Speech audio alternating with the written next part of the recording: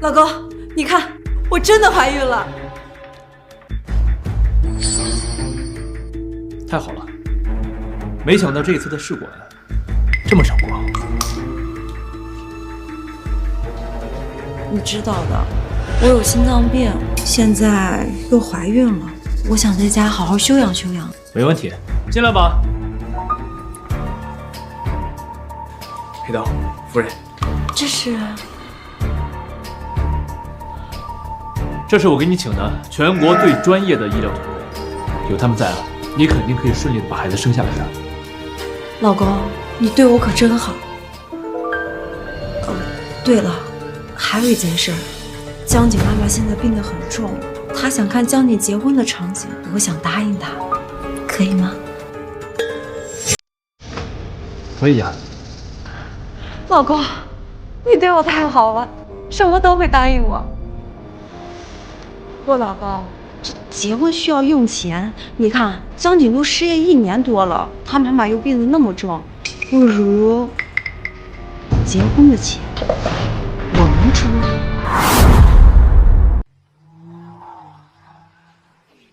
您已严重超速，请控制车速。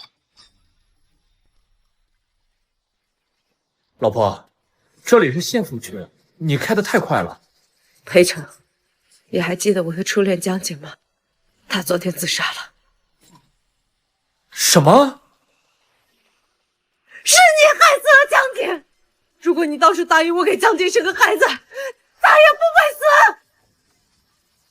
我恨你！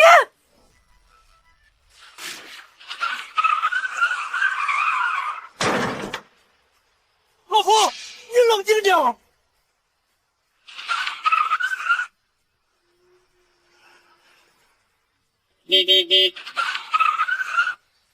放开！江景死了，我也不想活了。裴成，我要你们全家给江景赔偿。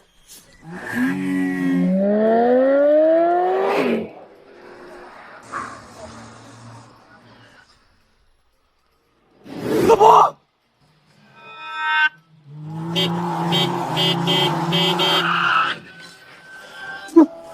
老婆不要！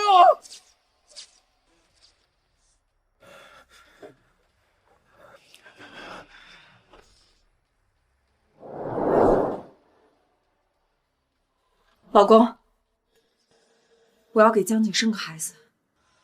这是1年前苏荷提出要给他的初恋江景生孩子的那天，我重生了。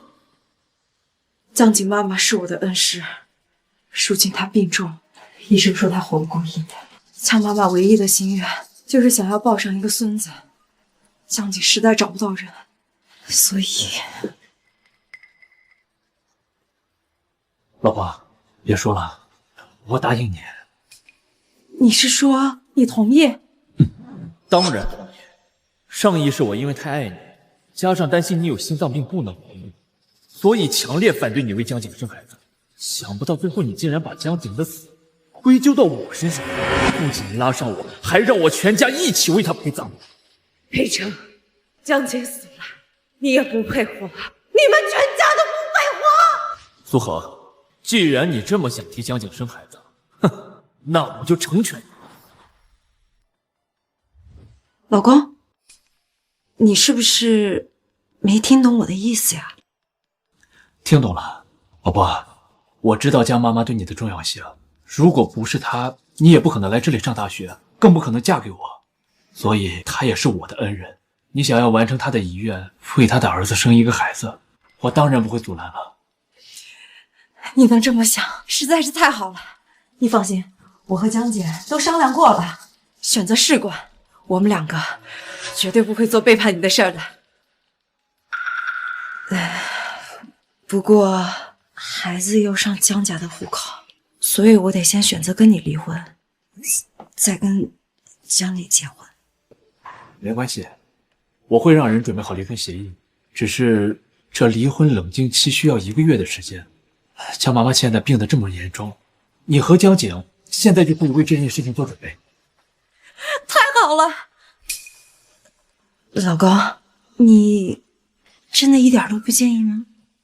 介意，当然介意。这个世界上哪会有男人不介意自己的老婆替别的男人生孩子这件事儿？况且我曾经那么爱你，害怕你有心脏病怀不了孩子，我还为你做过结扎手术。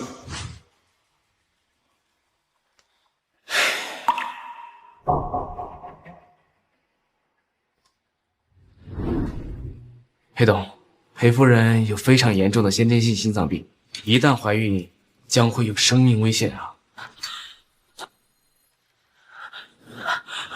老公，我不想死。老婆，你放心，我会为你去做结扎手术，保证你这辈子都不可能怀孕。你放心，只要你想做的事情，我都会支持你。不过，我就是担心你这个身体能不能撑到孩子生下来，所以你一定要答应我，照顾好自己。太好了，江姐知道这个事情一定会很高兴的。我现在就找她做试管。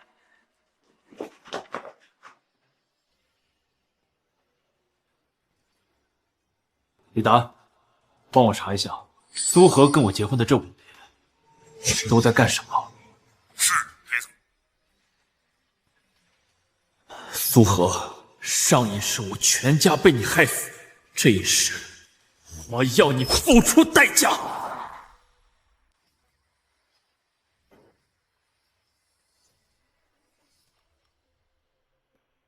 裴总，医院那边已经证实了，夫人已经怀孕1个多星期，并且是自然受孕。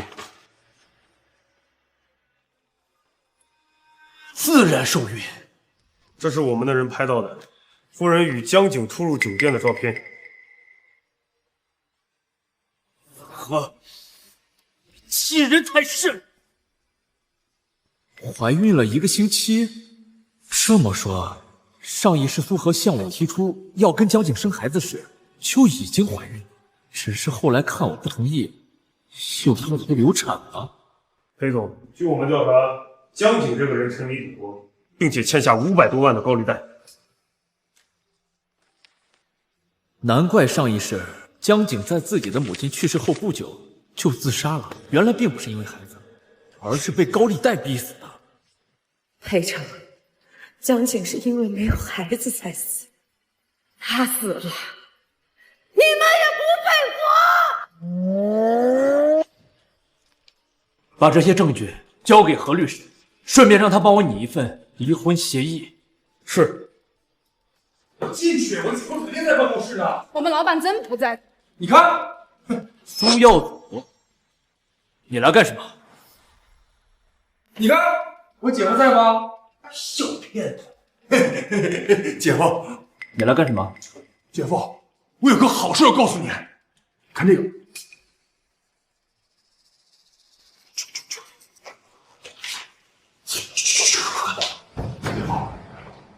我有件好事要告诉你，你看。节后不是江晴来给我报仇，如果预测错，我直播吃。很多兄弟让我冷静一点，你知道我等这次牛市等了多久吗？我等了1辈子。姐夫，牛市来了，我们发财的机会来了。这样，姐夫，你给我拿500万，我去开市，到时候赚钱了，我们3期开。冷静不了一点，兄弟们，给我全仓猛干！这个苏耀祖仗着他姐是苏荷，3天2头的找我要钱。我记得上一世他在今天找我要了500万拿去炒股，结果不仅血本无归，还倒欠了银行1000万，最后还是我给他擦的屁股。耀祖，这确实是个好机会啊，是吧？不过呢，我这公司啊，最近刚进了一批新的设备，倒是有几笔过桥资金，但是呢，最快也得20天啊。哎，对了，我去年不是给你们家买了一套别墅吗？要不然这样，你先去偷偷的把房子卖了，等赚到钱了的时候再赎回来。这一波牛市，100年难得一遇，机不可失。姐夫，你是不是也觉得这波能赚钱？行，我今天晚上去把家里房子给卖了。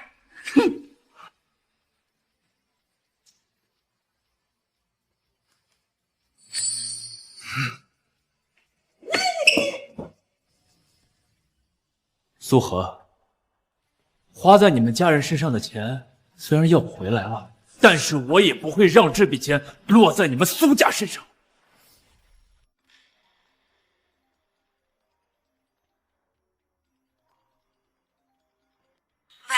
老公，我怀孕了。我听说试管怀孕至少要2个月的准备期，而且这避孕特别低，你怎么这么快就怀孕了？嗨，是因为我之前闲的时候做过试管嘛，所以这次就跳过了准备期。老公，我先不跟你说了啊，我今天约好跟闺蜜一起庆祝的，我今晚就不回去睡了啊。好，那你。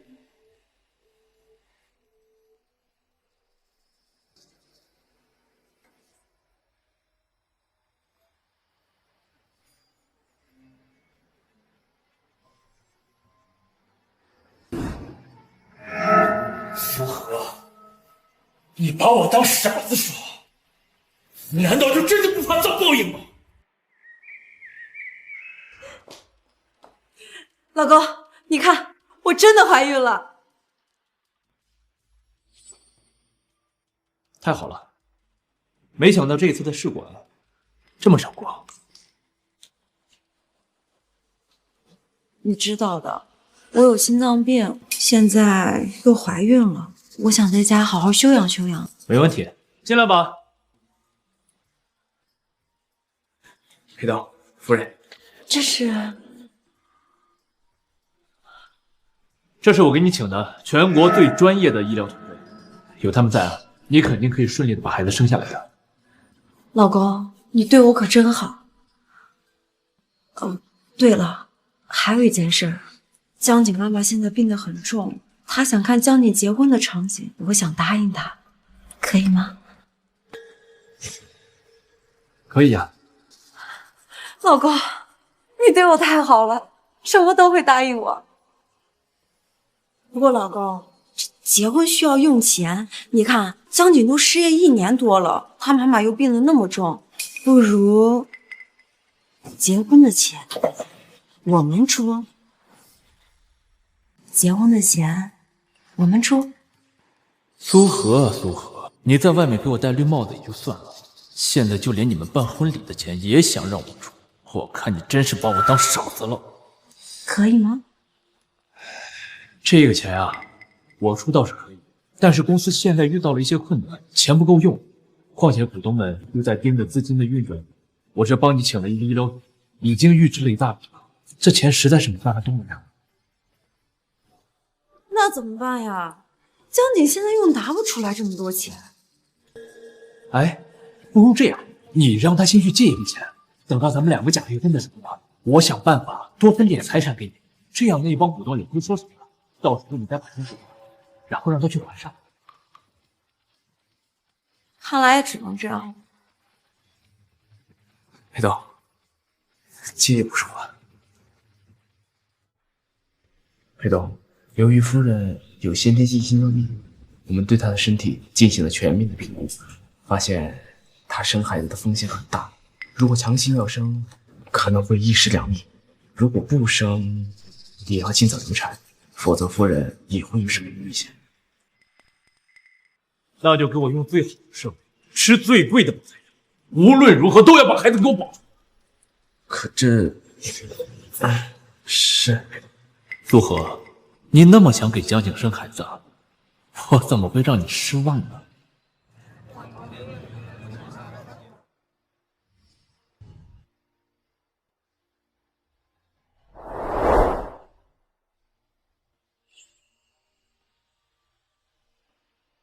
让我们恭喜这一对新人！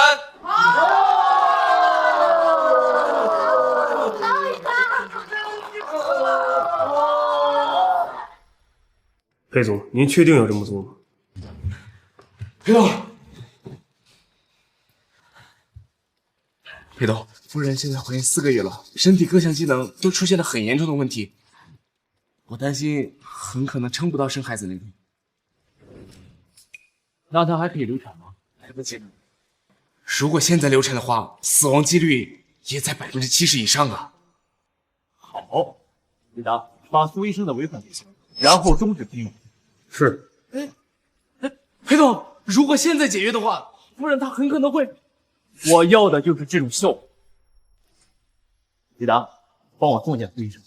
苏医生，请。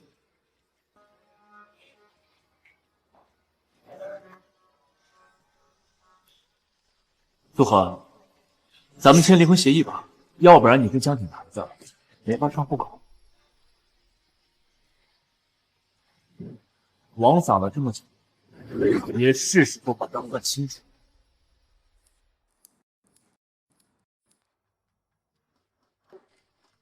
老公，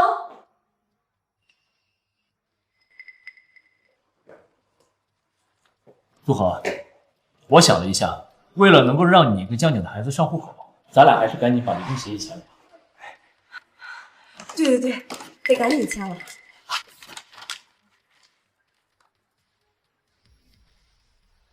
医生，你这里是不是写错了呀？咱俩离婚，财产不应该一人一半吗？你这怎么一分钱都不给我呀？咱俩不是假离婚吗？这个协议就是整个过程，分不分财产的有什么关系？莫非你们两个是想拿着我的钱跑路？嗨，阿成，瞧你这话说的，我只是觉得咱们凡事应该算清楚一点嘛。好，那咱们就算清楚。你婚内出轨，我让你净身出户，没毛病吧？你婚内出轨，我让你净身出户，没问题吧？阿成，你说这话是什么意思呀？当初不是你答应我给江景生孩子的吗？这怎么能算出轨啊？我是答应过你，可我答应的是让你们做试管移植，我从来没有答应过让你们两个人自然受孕。你们两个人背着我都睡在一起，如果这不算出轨的话，那什么才算出轨？哦，对了，我这里有一份你的孕检单，上面显示的日期是我答应让你给江景生孩子之前你就已经怀孕了。我要是没有说错的话，你们这对狗男女早就搞到一起了吧？不是，裴先生，你能不能有点素质，不要把话说这么难听啊？现在嫌我说话难听了，你们做这些龌龊事的时候，怎么就不嫌难看呢？想要素质啊？对不起，对待你们这种没有素质的人，我只会说没有素质的话。老汉，裴成，是你答应我给江景生孩子的，我什么时候生，怎么生的，有那么重要吗？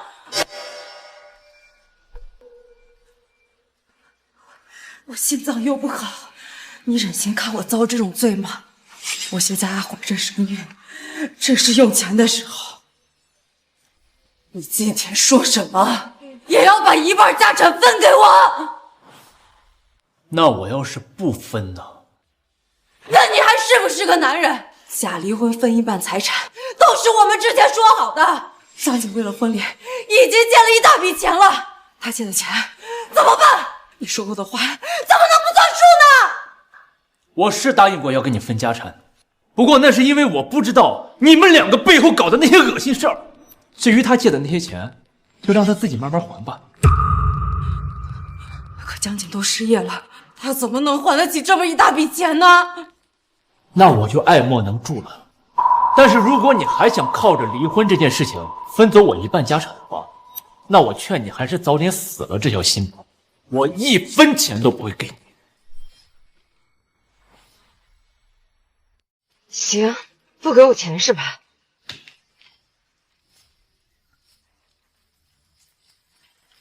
那这字儿，老娘不签了！我告诉你，我要是不跟你离婚，我就还是裴夫人，裴家的钱我就有权使用。既然你要撕破脸，那我也没有什么情分好跟你留的了。让我们恭喜这一对新人！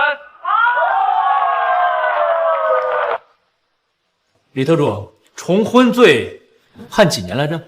根据法律第258条规定，有配偶而重婚的，或者明知他人有配偶而结婚的，处2年以下有期徒刑或拘役。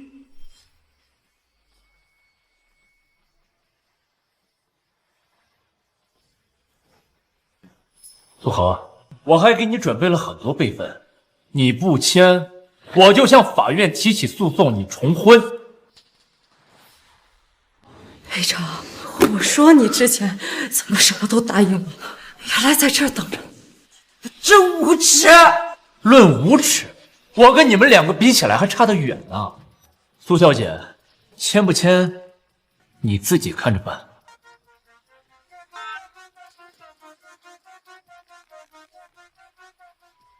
喂，是赵律师吗？等一下，我签。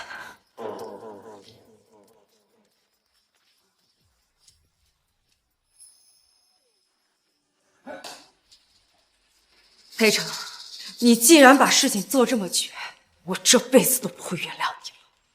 从今以后，你休想再让我回到你身边。哎，裴成，我一直以为你是一个好男人，我才把苏荷让给你。我没想到你城府这么深，我真后悔把她让给你。你放心，以后有我照顾她，你这辈子不会再遇见这么好的女人。好。那祝他也早日给你戴上绿帽。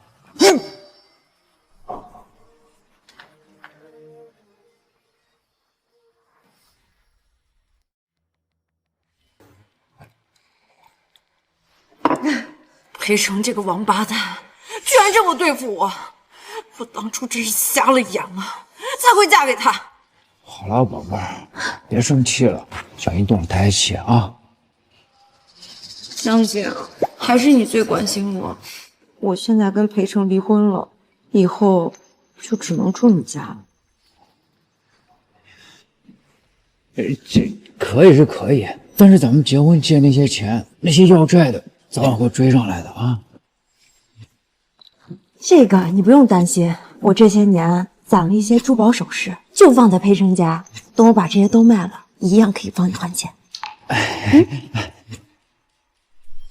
裴成，别以为没你的钱我就活不下去，离开你，我只会过得更好。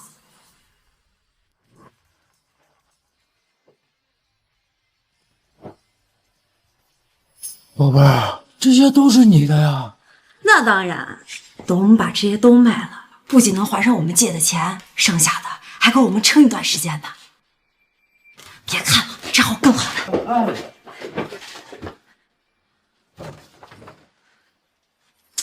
别愣着了，供起床呀！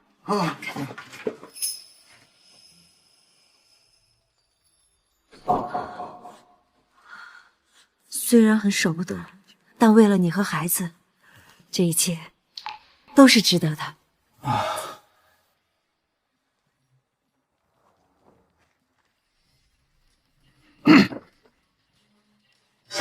苏小姐，这些东西您不能拿。滚开！我拿我自己的东西，你有什么资格拦我？我想苏小姐可能是忘了，这些东西都是您和裴总结婚之后，裴总卖给你的。按照法律规定，这些东西都属于夫妻共同财产。因为您是净身出户，所以您无权带走。如果我说我非要拿走呢？不好意思，那我只能以入室盗窃报警了。由于您带走的东西价值巨大，到时候您可能会面临20年以上的监禁。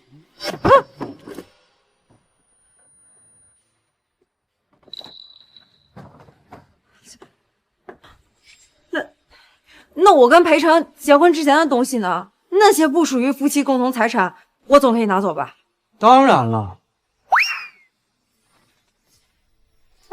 我已经派人帮苏小姐把东西都找出来了。如果你想要的话，完全可以带走。什么态度？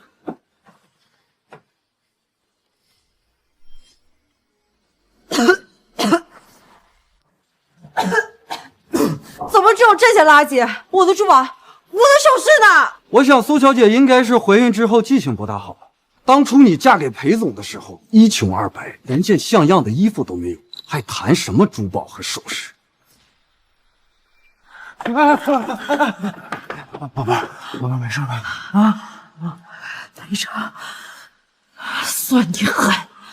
我们走。等等，苏小姐，这些东西您还要吗？不要的话，我可当垃圾扔了。不要！去送送苏小姐。是。慢点。宝宝，那我们现在怎么办呀？裴成这个王八蛋，为了挽回我，他真是煞费了心机。不过他还不知道，我们俩刚结婚的时候，我偷偷的给我妈和我弟塞了不少钱。只要咱们把这些钱要回来，一样够我们一家3口生活。好，把我手机给我。哎。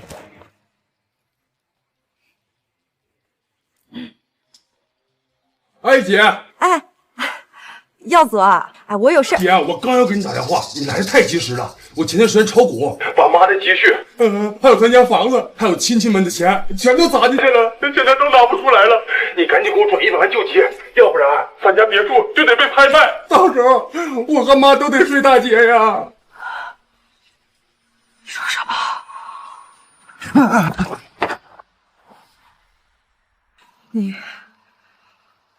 你说什么？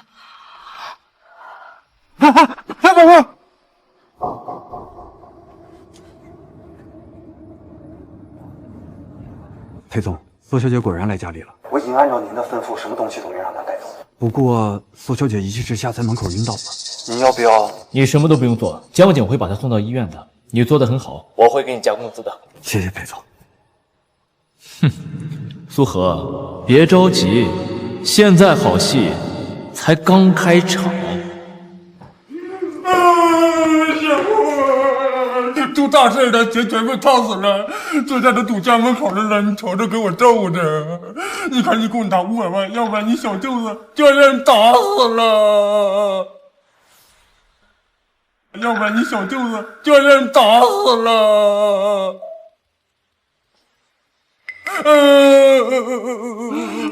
行了，别演了，我没钱，帮不了你。没钱？你真有没意思啊，姐夫！你真当我是什么呢？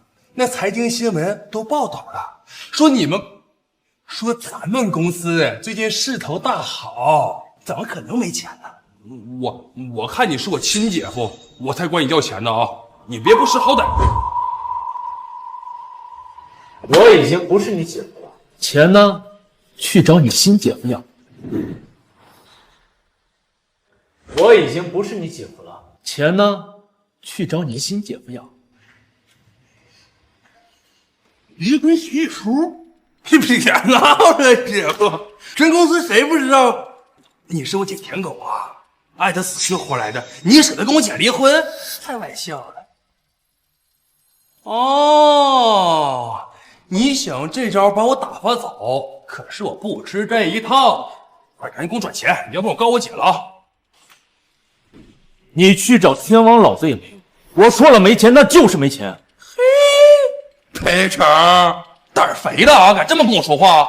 你信不信我给我姐打电话告你状？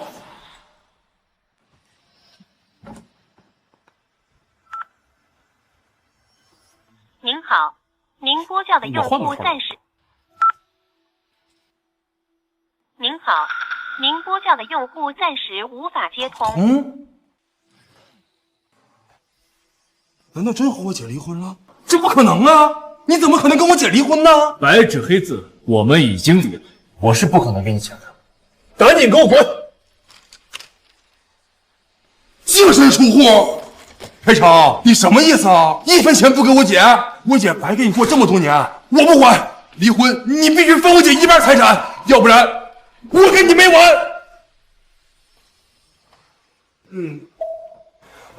或者你帮我把炒股的窟窿堵上，我心情好，就劝你俩复合。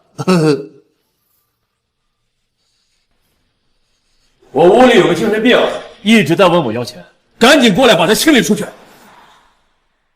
精神病？哪有精神病啊？把他给我清理出去。哎，姐夫，你放开，那是我姐夫。哎，姐夫，哎，放开我，姐夫。我不是跟你说过吗？不许苏家的人再进公司。他是怎么进来的？裴总，是苏小姐当保安队长的二舅放进来的。名单上这些人都是您和苏小姐结婚这么些年，苏小姐通过您的关系往公司里安排的亲戚。这么多，想不到上一世的我竟然能容忍这么多苏家人在我身上吸血。明天一早，把名单上的这些人从公司给我全部清理出去。是。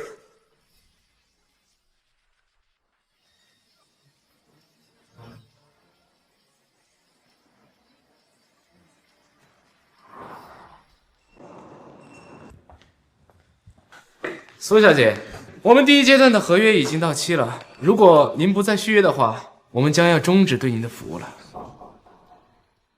什么？不行，没有你们，我和我的孩子怎么办？那您的意思是要续约了？这么贵？医生，我现在拿不出来这么多钱。那不好意思，我们也只有爱莫能助了。医生，医生，老哥，一定是姓裴的搞的鬼，他为了挽回你，真是不择手段啊！李成这个王八蛋，我这么好心跟他在一起，他居然这么对付我！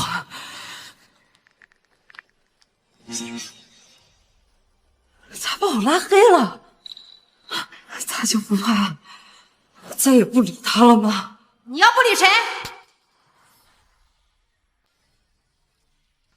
你要不理谁？妈，你怎么来了？你个死丫头！我要是再不来，指定闹出多大的乱子！走，我去裴家给裴晨道歉。我儿子，反了你了，连我的话你都挡不起。哎，那个，和和不想去，您就别勉强他了。你是个什么东西？也敢来管我们家的事？妈，他就是我姐那个相好江景，就是因为他，我姐才跟裴晨离婚的。好啊！我说这个死丫头怎么突然抽风了？放着好好的裴家豪宅不住，哎，跑到这个破地方来受罪。原来是你搞的鬼！我打死你！哎呀，大妈！哎呀！家庭怎么送你？哎呀！你这个坏鬼撒本人！告诉我，你凭什么打我儿子？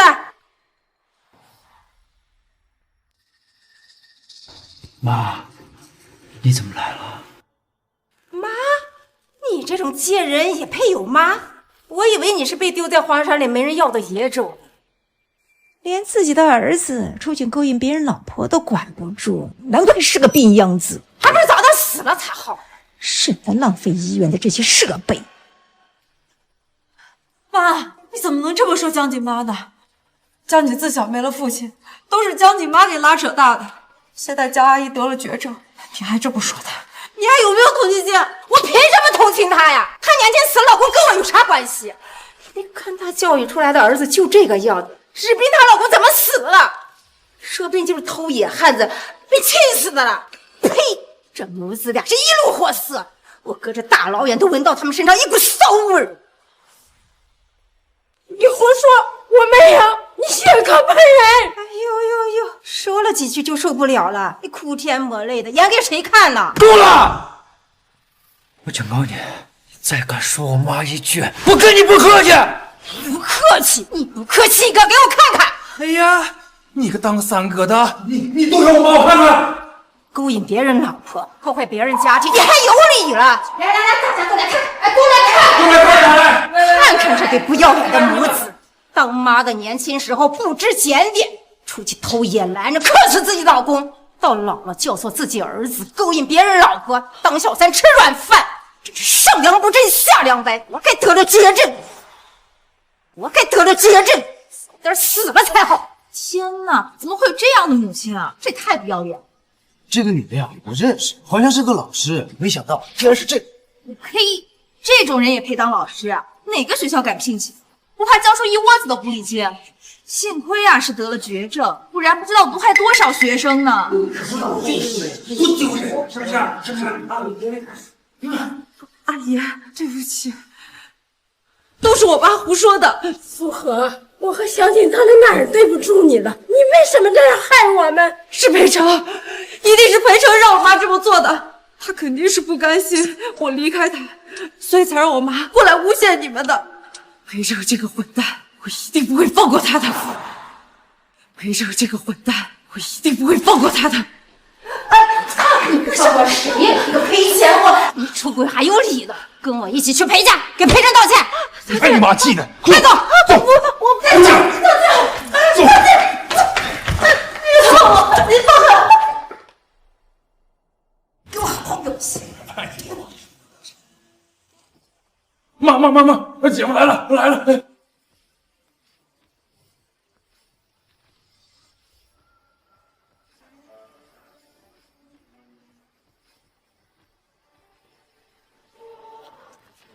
哪儿？姐夫，是你们来干什么？裴成，你别装蒜了，当初不是你要跟我离婚的吗？那你又让我妈去江景的医院闹是怎么回事？我告诉你，你要是试图用这种方式来挽回我的话，我劝你还是死了这条心。你这样只会让我觉得你很恶心。死丫头，你再敢胡说！小陈，你跟和和的事情，耀祖已经告诉我了，都是那个叫江景的家伙搞的鬼。我们已经替你收拾过他了。那个和和他已经保证了，再也不联系他，你就原谅和和吧。就是啊，姐夫，我妈在医院把那个江景还有那个病鬼老妈骂得狗血淋头，她保证以后再也不骚扰我姐了。说什么呢？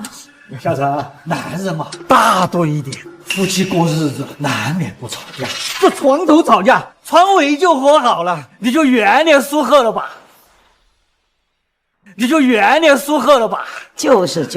是啊，小陈，那和和都已经坦白了，他跟江静是清白的，他们俩什么都没发生。既然妈已经替你出气了，你就大度一点，别生气了，就跟和和去复婚吧。我不生气。你看，还是我姐夫好。但我也不可能跟他复婚。小陈，你是个男人，男人就应该包容呀。他们俩什么都没有，你怎么还斤斤计较呢？什么都没有，你确定？那苏荷肚子里的孩子是谁的？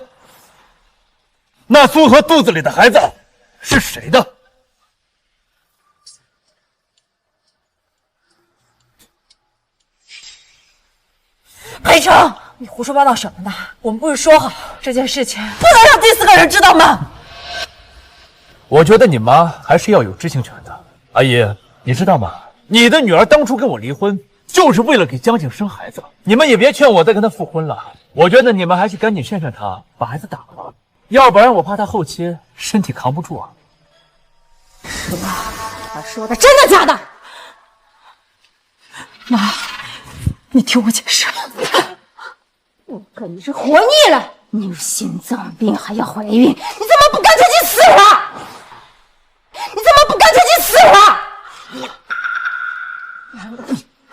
我就没有做母亲的权利吗？那也不能随便给孩子找个野爹。小陈这样有钱人你不要，偏偏要去找那堆穷鬼。我不允许你这么说江姐，他就是怀才不遇，他要是有机会的话，肯定被裴胜抢。他妈的30了还怀才不遇，哭！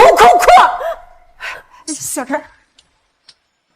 哎呀，小陈，你放心，我们已经把他肚子的野种打掉，你就原谅他这一次吧，不要跟他离婚。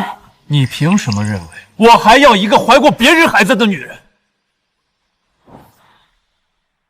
你凭什么认为我还要一个怀过别人孩子的女人？行，就算你要离婚，你也不能1分钱不给我女儿吧？我女儿嫁给你这么多年，没有功劳也有苦劳。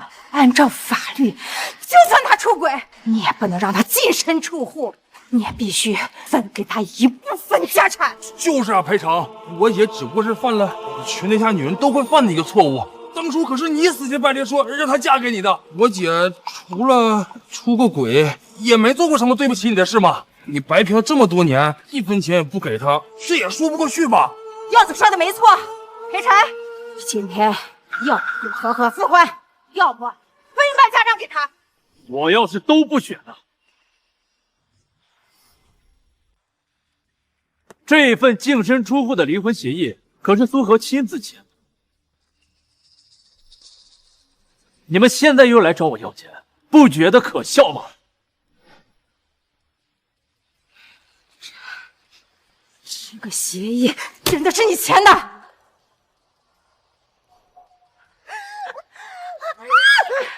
你个死丫头，离婚有这么大的事情，你为什么不跟家里人商量？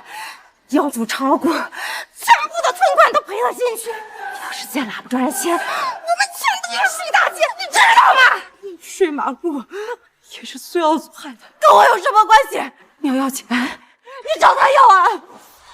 你敢他妈顶嘴呢？我打死你！你松手！你松手！就滚你！哦，对了，我一开始没打算离婚的，是苏荷主动提出来的。她说她要给肚子里的孩子上户口，这个孩子必须姓江。你这个赔媳妇！要祖，肚子里野种打掉！好嘞，妈！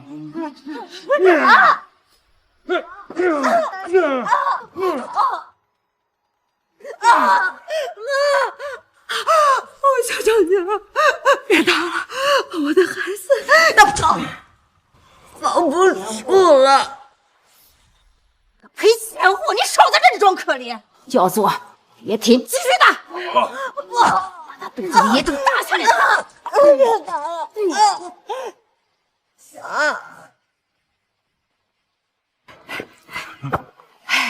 小陈，你看我已经让耀祖替你出气了。虽然之前是苏荷对不起你，但咱们抛开事实不谈，你也不是没有一点错嘛。你现在还小，你不知道原配对于一个婚姻有多重要。这离婚是两个家庭的事情，不如让我跟你父母谈谈。不用跟我的爸妈谈，去跟我的律师谈吧。不过我也奉劝你们，不要白费力气。如果你们从我这里能够拿到1分钱，那我就不姓裴。会长，你做事不要太绝。当初是你说的100年一遇的牛市，我才拿大家的钱去炒股的。现在赔了钱，你想全身而退，门儿都没有。今天不把钱还回来，我们跟你没完。就是，要不是耀祖说你看好这波行情，我怎么可能借钱给他去炒股呢？你赶快还钱给我吧！这么大公司老板，自家亲戚的钱都要骗，脸都不要了，赶紧还钱，要不然我们跟你没完！赶紧还钱，还给我们！无业吗？这里有人闹事，赶紧过来！哎，干什么？你干什么？你干什么？干什么？带走！裴正，你给我听着，今天这事我们没完。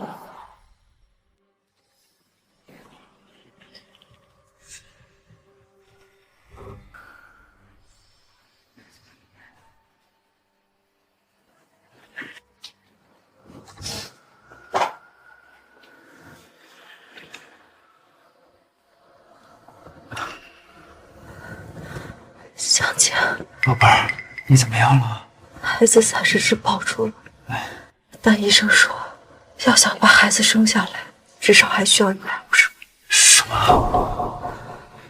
那个，我妈那儿都是有80多万，但那是她做手术的钱。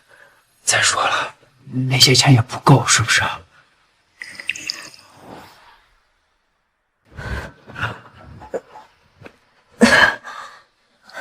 香姐，你放心，我不会花你妈的钱的。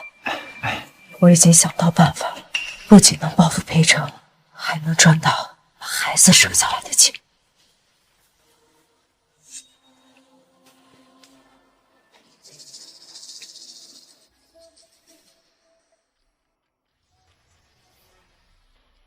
大家快来看看呀！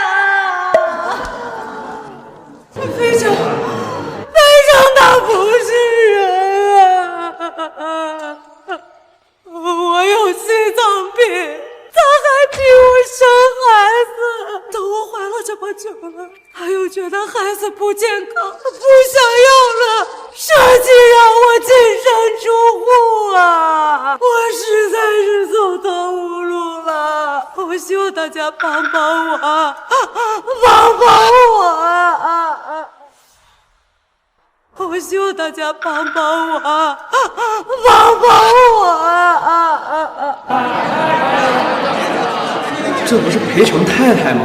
他们离婚了？她早就不是裴太太了，你不知道吗？最近苏氏所有的关系户都被开除了。这么大的肚子，裴总也忍心离婚？难道裴总外面有小三了？哼，我觉得呀，那可不一定。我不奢求这个渣男能回心转意，我只希望在大家各位网友的见证下，我能养回我孩子的抚养费，我会好好生下我的孩子。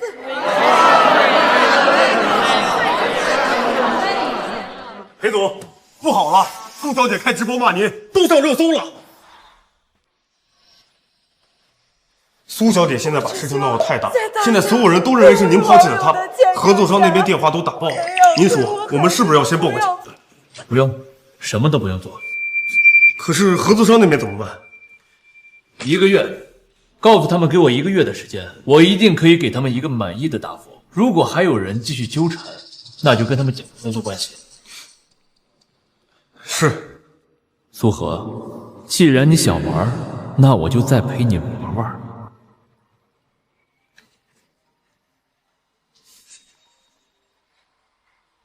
裴成，你现在还觉得自己做的对吗？你看现在网上多少人骂你啊！这样吧，你如果把钱给我，我就把视频删了，怎么样？白日做梦吧你！白日做梦吧你！我这辈子都不可能再给你钱。裴成，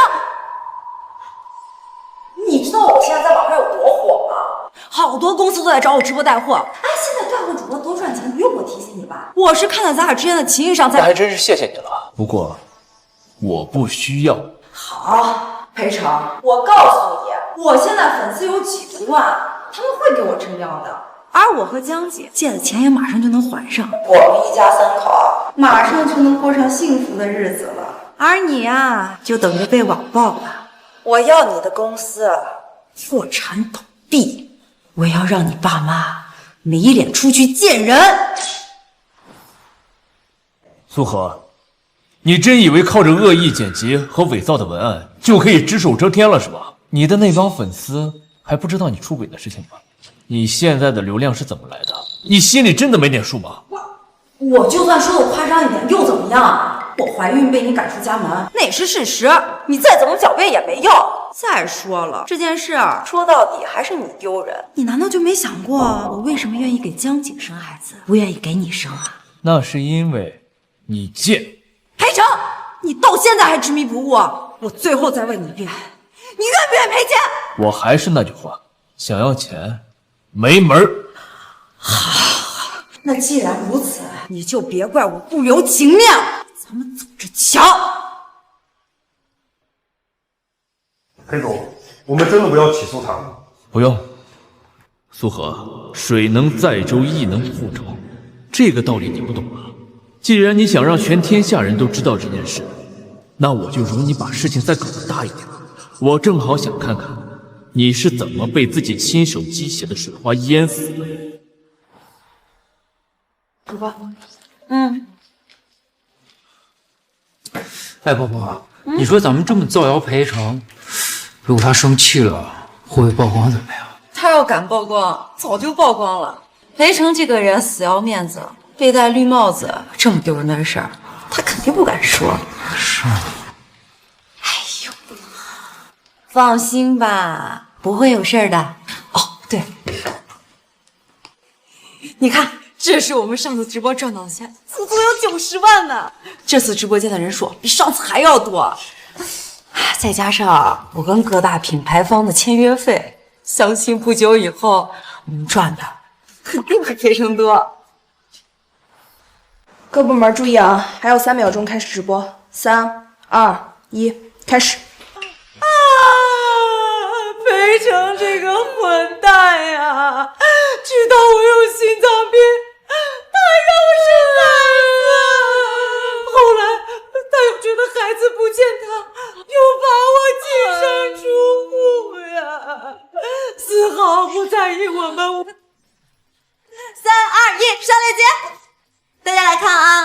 产奶粉。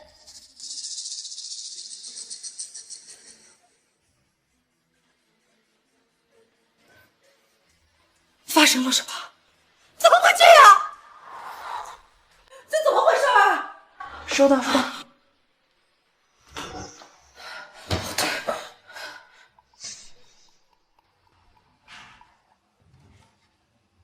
苏荷婚内出轨，初恋江景，刷裴成的钱办婚礼，肚子里的孩子也是江景的。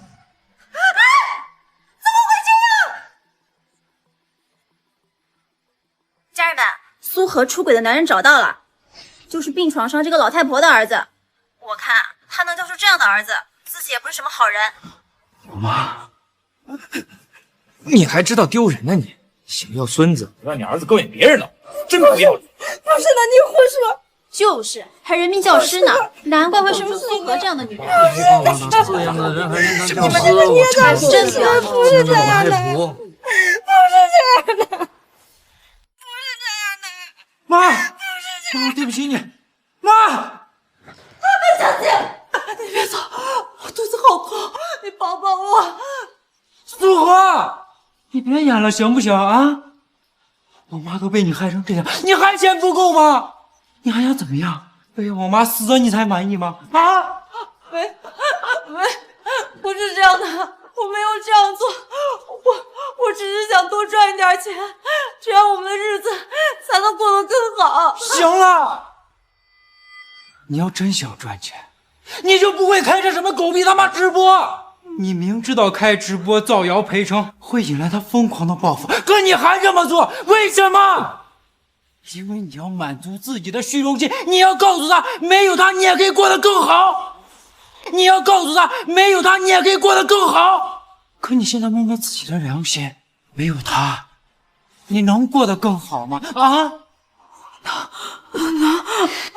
我能，我求求你再相信我最后一次，我一定能赚到钱，我能安全的把孩子生下来，让我们过幸福的日子，好不好？那你告诉我，你怎么样赚钱？怎么样让我们过上更好的生活？裴成，是裴成，他一定是不甘心我离开他，他才这样做赶我回去的。他心里还有我，我只要问他要钱，他不会不给我的。江姐，你相信我，我只要问裴成要钱，他一定会给我的。好啊，那等你要到钱，再回来找我吧。江姐，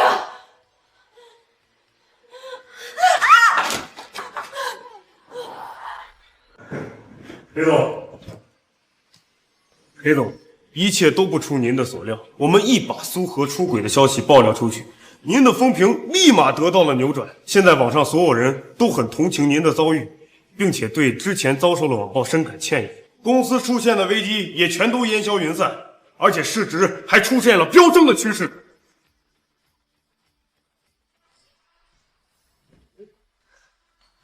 裴成，你苏荷，你是不是疯了？裴成，你这样做对你有什么好处？你知不知道，就是因为你的曝光，我和江景，我们两个受到了多大的伤害？我当然知道，我要是不知道，我能曝光吗？我要的就是这种经历，我要的就是这种经历。我一下子我欠了上百家品牌方，违约金加起来都有上亿了。裴成，必须给我们违约金和精神损失费。这些话是谁教给你的？是江景吧？这就是你找的好男人，出了事情他让你一个人扛着，他躲在背后看热闹是吧？你也别在我这哭，这件事情的前因后果你很清楚，你们把我害得有多惨你也清楚，我不可能再给你们擦屁股。我知道这件事情是我做的不好，我现在该受的惩罚我也受到了，我该遭的网暴我也遭到了，我怎么还得上这么多的违约金呀？你就看在我们结婚5年的份上，你帮帮我好不好？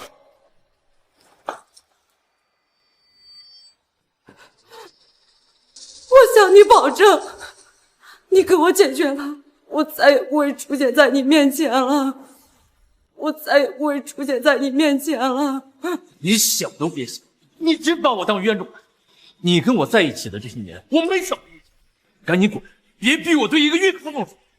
你苏小姐，请您出去，不然我就叫保安了。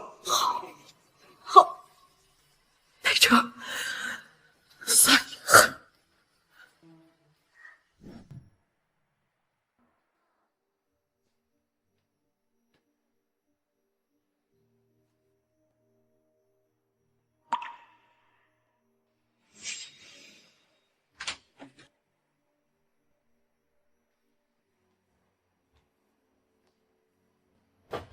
江姐，对不起，我没能要到钱，但我保证，我以后一定。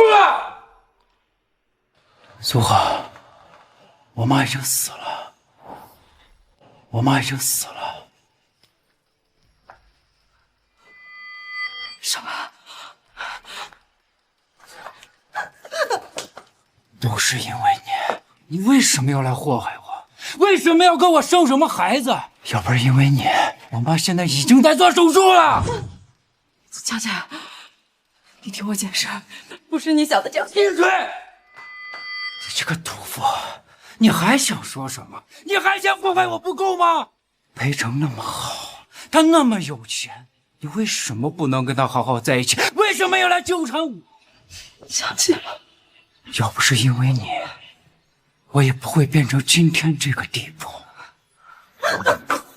苏荷，你给我听好了，我从来都没有爱过你，我从来都没有爱过你，我恨死你了！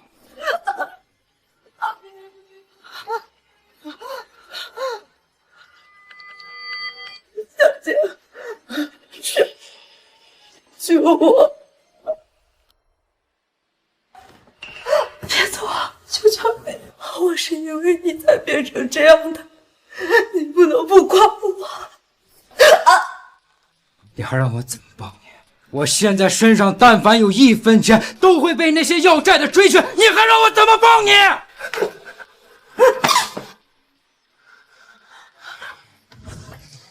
江姐，求求你！江姐，求求你！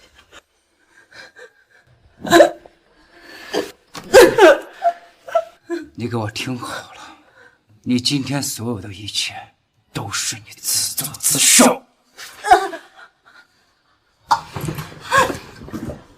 江，老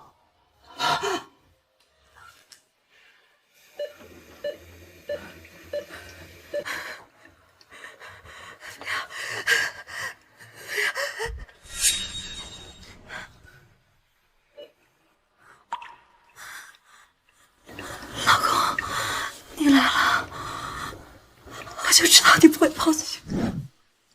别乱叫，咱俩早就离婚了。咱俩早就离婚了。阿成，我知道你还在生我的气，你会帮我的，对不对？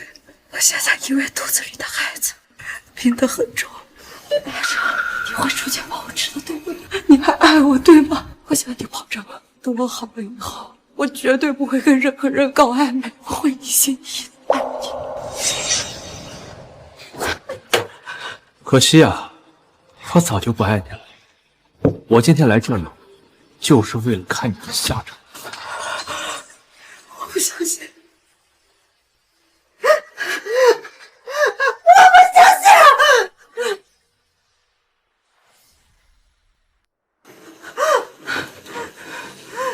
你不爱我，你为什么同意我跟江姐试管要个孩子？你不爱我，你为什么给我找这么专业的医疗团队，那么精心的保护我和……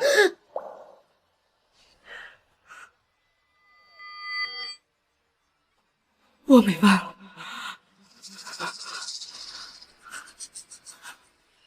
你是故意的，你故意找的医疗团队，你故意这么做的，你是想，我想，让你死！